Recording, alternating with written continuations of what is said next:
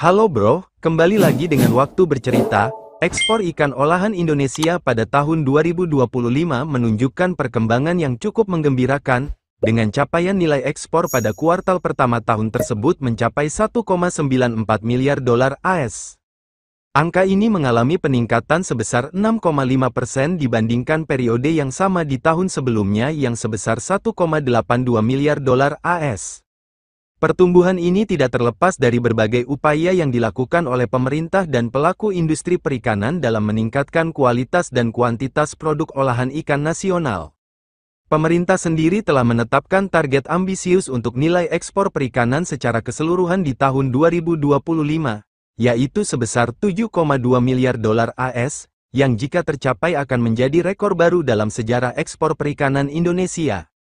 Komoditas perikanan olahan yang menjadi andalan ekspor Indonesia cukup beragam, dengan udang masih menduduki posisi teratas sebagai penyumbang devisa terbesar. Data menunjukkan bahwa kontribusi udang mencapai 28,2% dari total nilai ekspor perikanan nasional, dengan nilai mencapai 1,68 miliar dolar AS pada tahun 2024. Selain udang, produk-produk seperti tuna, cakalang, cumi-cumi, dan berbagai jenis ikan olahan lainnya juga memberikan kontribusi signifikan terhadap pertumbuhan ekspor ini. Peningkatan ekspor ini tidak hanya berasal dari kenaikan volume, tetapi juga dari peningkatan nilai tambah produk melalui proses pengolahan yang lebih baik di dalam negeri.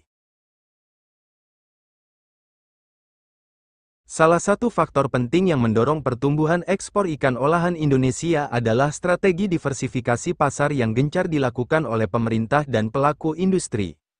Selama beberapa tahun terakhir, ketergantungan yang besar pada pasar Amerika Serikat sebagai tujuan utama ekspor mulai dikurangi secara bertahap, terutama menyusul kebijakan proteksionis yang diberlakukan oleh negara tersebut. Pada tahun 2024, nilai ekspor perikanan Indonesia ke Amerika Serikat memang masih sangat signifikan, mencapai 1,9 miliar dolar AS. Namun kebijakan tarif impor baru yang diberlakukan sejak Agustus tahun 2025 dengan besaran antara 19 hingga 32% memaksa Indonesia untuk lebih agresif mencari alternatif pasar lain. Situasi ini sebenarnya menjadi momentum yang tepat bagi Indonesia untuk memperluas jaringan pemasaran produk perikanannya ke berbagai belahan dunia. Pasar Asia, khususnya Jepang dan China, muncul sebagai alternatif yang sangat potensial untuk menyerap produk perikanan olahan Indonesia. Jepang, dengan permintaan tahunannya yang mencapai lebih dari 300.000 ton tuna, telah lama menjadi mitra dagang penting bagi Indonesia. Pada awal tahun 2025 saja, nilai ekspor tuna olahan Indonesia ke Jepang telah mencapai 137,88 juta dolar AS, menunjukkan potensi yang masih sangat besar untuk dikembangkan lebih lanjut. Sementara itu, China dengan populasi yang besar dan pertumbuhan kelas menengah yang pesat juga menunjukkan peningkatan permintaan yang signifikan terhadap produk perikanan olahan. Data menunjukkan bahwa pada Januari tahun 2025, China telah mengimpor produk perikanan Indonesia senilai 4,57 miliar dolar AS, menjadikannya salah satu pasar utama yang paling prospektif. Selain kedua negara tersebut, kawasan Uni Eropa juga mulai menjadi tujuan ekspor yang semakin penting. Meskipun nilai ekspor ke Uni Eropa pada tahun 2024 baru mencapai 414,36 juta dolar AS, namun potensi pertumbuhannya cukup besar mengingat tingginya permintaan akan produk perikanan berkualitas tinggi di kawasan tersebut. Negara-negara di kawasan ASEAN juga tidak boleh diabaikan, dengan nilai ekspor yang mencapai 854,22 juta dolar AS pada tahun yang sama. Vietnam dan Thailand khususnya, selain sebagai pesaing, juga menjadi pasar yang cukup besar untuk produk-produk perikanan olahan tertentu dari Indonesia. Upaya diversifikasi pasar ini didukung oleh berbagai kebijakan pemerintah, termasuk melalui perjanjian perdagangan bilateral dan multilateral. Negosiasi dengan berbagai negara terus dilakukan untuk membuka akses pasar yang lebih luas bagi produk perikanan Indonesia. Diplomasi dagang yang intensif telah membuahkan hasil dengan diterimanya berbagai produk perikanan Indonesia di pasar-pasar baru. Selain itu, partisipasi dalam berbagai pameran dagang internasional juga menjadi sarana efektif untuk memperkenalkan produk-produk perikanan olahan Indonesia kepada calon pembeli dari berbagai negara. Diversifikasi pasar ini tidak hanya penting untuk mengantisipasi gejolak perdagangan internasional, tetapi juga untuk menciptakan kestabilan dalam neraca perdagangan produk perikanan Indonesia. Dengan tidak tergantung pada satu atau dua pasar utama saja, industri perikanan olahan Indonesia akan lebih tahan terhadap berbagai guncangan ekonomi global. Strategi ini juga membuka peluang untuk mengekspor berbagai jenis produk olahan dengan nilai tambah yang lebih tinggi. Karena karakteristik dan preferensi pasar yang berbeda-beda di setiap negara, ke depan, upaya diversifikasi pasar ini perlu terus diperkuat dengan pemetaan yang lebih detail terhadap potensi dan karakteristik masing-masing pasar tujuan. Meskipun menunjukkan tren pertumbuhan yang positif, industri ekspor ikan olahan Indonesia di tahun 2025 menghadapi berbagai tantangan kompleks yang memerlukan penanganan serius dari semua pemangku kepentingan. Tantangan terbesar datang dari kebijakan perdagangan internasional yang semakin protektif, terutama dari Amerika Serikat yang menerapkan tarif impor baru sebesar 19–32% terhadap produk perikanan. Kebijakan ini tidak hanya berdampak pada penurunan daya saing harga produk Indonesia di pasar AS, tetapi juga memicu efek domino di mana negara-negara lain mulai mempertimbangkan langkah serupa. Selain hambatan tarif, persaingan dengan negara produsen perikanan lain seperti Vietnam dan Thailand semakin ketat, di mana kedua negara tersebut telah mengembangkan sistem produksi yang lebih efisien dengan biaya operasional yang relatif lebih rendah. Vietnam khususnya telah berhasil menempatkan diri sebagai pemasok udang dan ikan olahan utama ke pasar global dengan strategi harga yang sangat kompetitif. Tantangan lain yang tidak kalah penting adalah persyaratan standar kualitas dan keamanan pangan yang semakin ketat di pasar internasional. Negara-negara tujuan ekspor utama seperti Jepang, Uni Eropa, dan Amerika Serikat terus memperbarui regulasi mereka terkait dengan residu antibiotik, kandungan logam berat, dan aspek keamanan pangan lainnya.